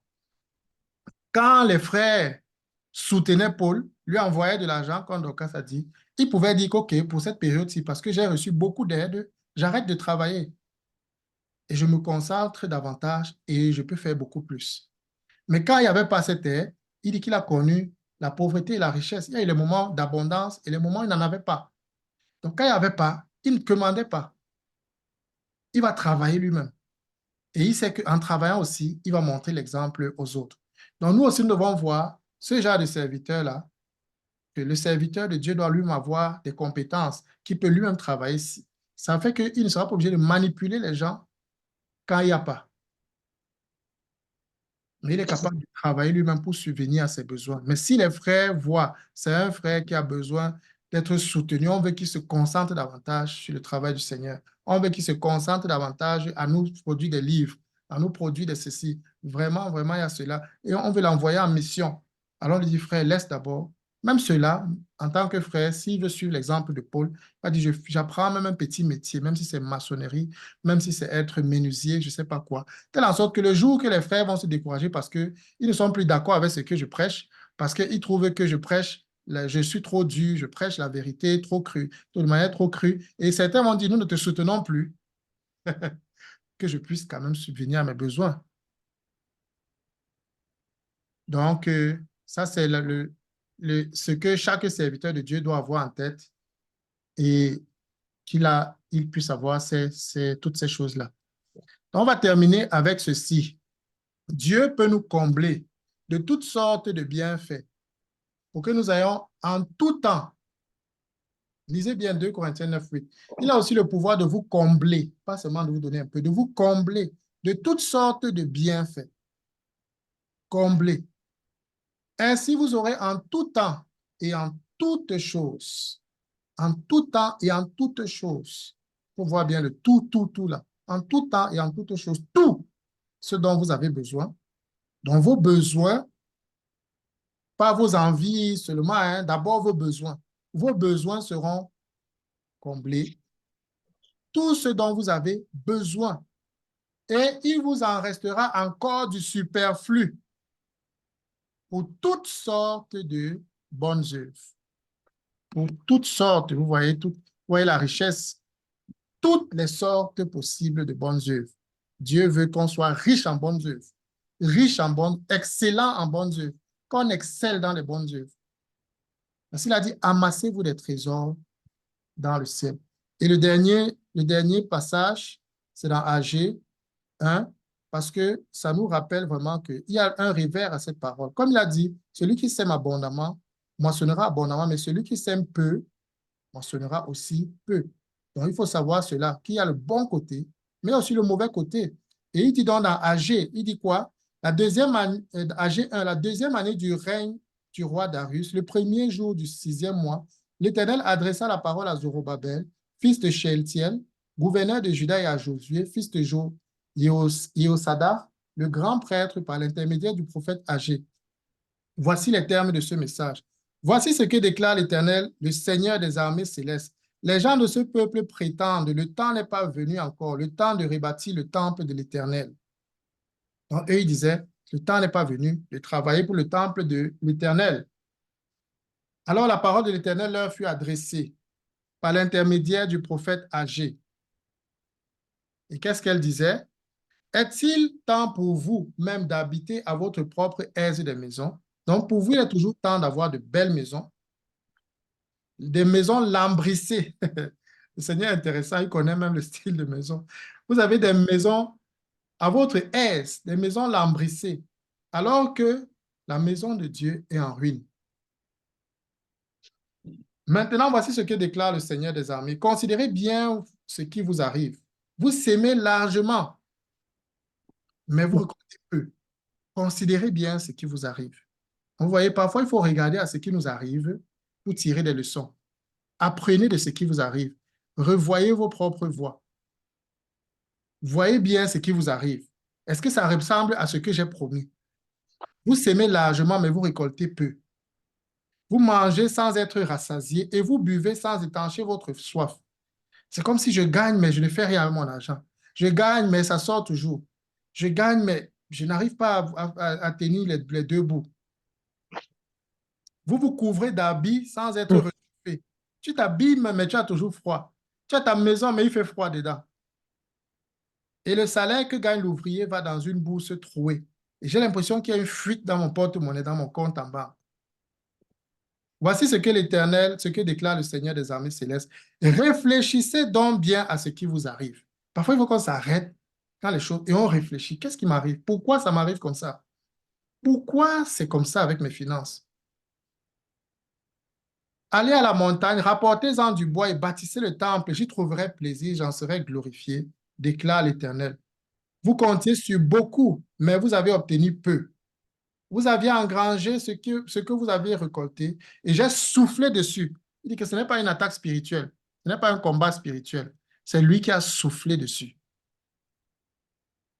Pourquoi donc je l'ai fait, demande l'Éternel, le Seigneur des armées? Parce que mon temple est en ruine, tandis que chacun de vous s'affaire pour sa propre maison.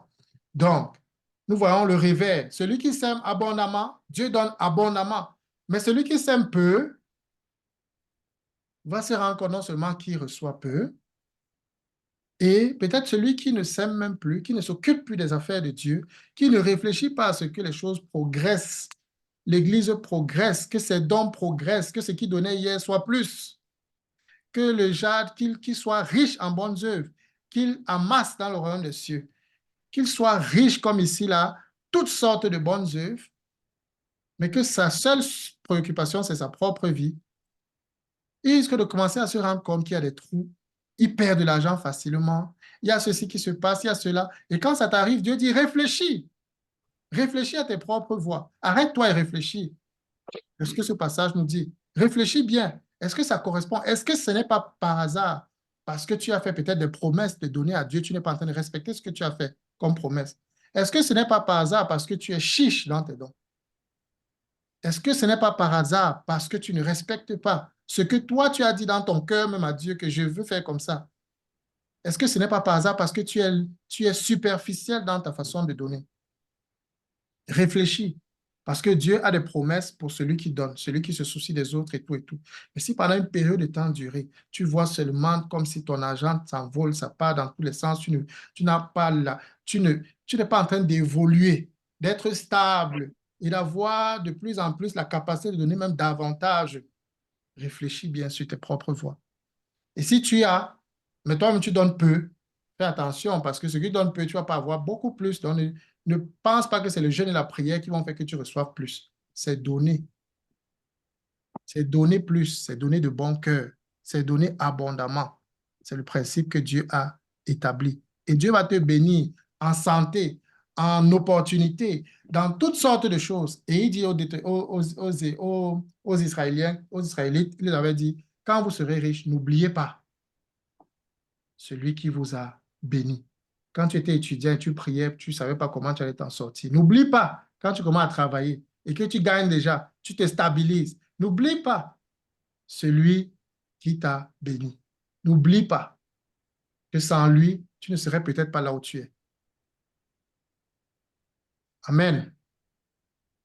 Amen.